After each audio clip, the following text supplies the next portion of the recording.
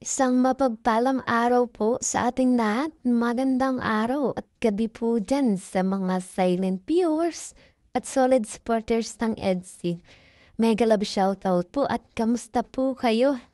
So yun, may panibago po tayong pag-uusapan ngayong araw mga kalingap. Wow, grabe! Part 93 ng EDC. May ganito pala. Papa Eds natin nababaliw na talaga dito kay Beyonce at over ang kilig.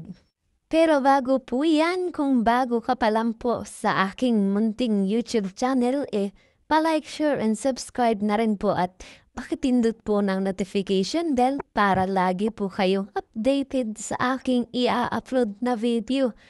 At paalala rin po bago po tayo magbigay ng ating mga komento at opinion, tapusin po muna natin ang kabuuan ng video. Nang sa ganun po, akma po ang ating i-comment mga kalingap.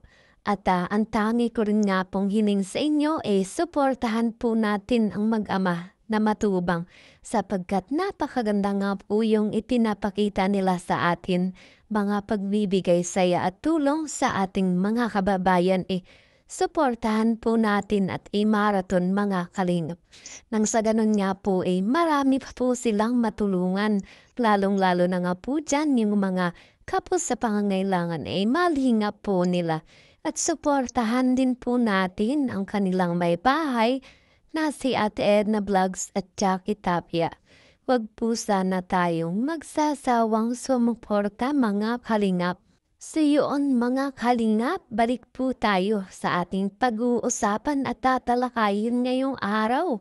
Part 93 ng EDC. Wow, may ganito pala. At papaids natin, nababaliw na talaga kay Beyonce. At over ang kilig. Yan po ang ating pag-uusapan ngayon at talaga namang mga kalingap mapapakilig tayo ngayong araw at sa ngayon mga kalingap marami tayong pag-uusapan at patungkol nga po dito sa EDC at halos grabe nga po talagang usapang future na talaga mga kalingap. Itong si Papa Eds nga po natin talagang hindi na makapaghintay pa. Beyonce nga po natin talagang hindi na lang makapagsalita at talagang kitang-kita sa kanyang mukha ang kilig mga kalingap.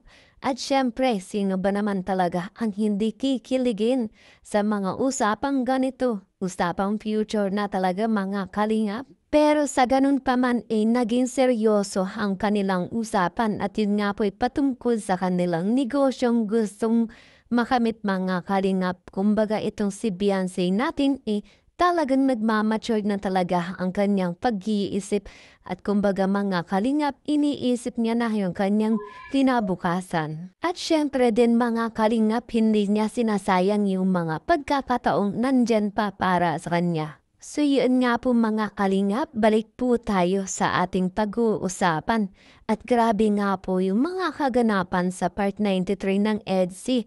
At ito nga po yung ginanap nila second anniversary ni Beyonce sa Kalingap. Mga regalong natatanggap niya dito talaga namang napakaganda at napaka-antig sa puso ni Beyonce mga kalingap. Talagang feel na feel niya na ang pagmamahal ng kalingap sa kanya mga kalingap. At sa ngayon nga po talagang itong si Beyonce natin patuloy pa rin ang kanyang pag-angat sa buhay. Kumbaga mga kalingap, ang blessings na dumarating sa kanya patuloy at lalong mas minamahal talaga siya ng kanyang mga sponsor at ganun din po yung mga sumusuporta at nagmamahal sa kanya, mga viewers at mga listeners at ganun rin po yung kanyang mga magulang talagang mas lalo pang humahanga sa kanya mga kalingap.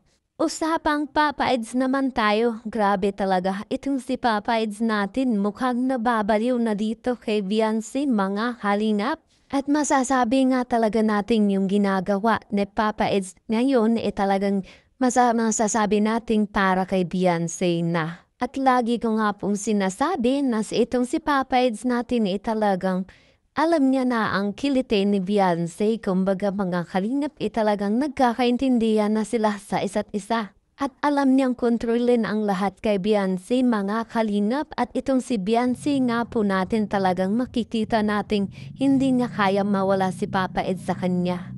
At noon nga po mga kalingap, itong si Papa Eds natin talagang hindi tumagal yung kanilang love team. At ngayon nga po at mapalad talaga dahil sa kung hindi dahil nga po kay Beyonce talagang wala ang love team ng EDSI ngayon mga kalingap. At dahil nga po dito ay Dr. Love po natin talagang hindi mawala-wala yung kanyang pag-iyak at pasasalamat dito kay Kalinga Prab at ganun din po kay Beyonce sapagkat kung hindi niya nga po ito na-scout si Beyonce wala rin daw po siya sa kanyang sitwasyon ngayon. At yun nga po mga kalingap ang palaging ipinagpapasalamat ni Dr. Love.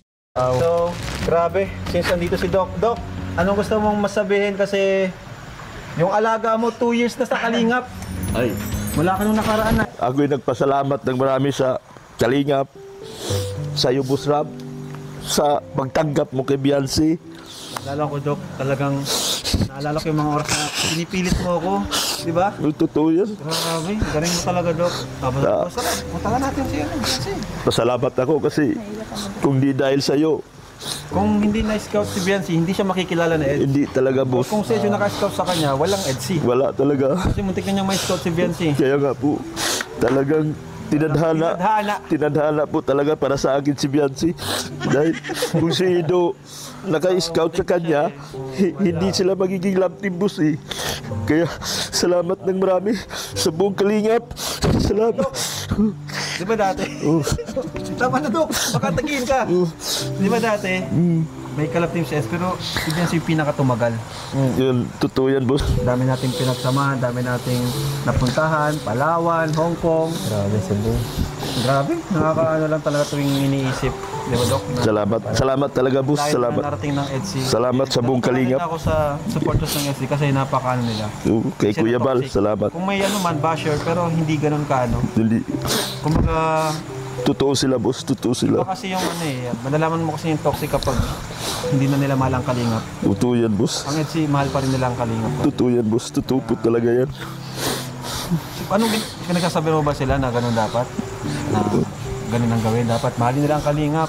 Totoo yan. Sabi ko lang talaga kay Beyonce yan, si Boss, na magiging humble lang at wag lumaki ang ulo.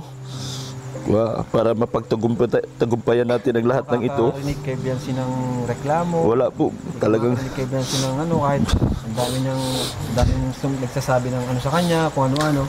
Pero si Beyonce tahimik lang. yun po. Salamat talaga, Boss.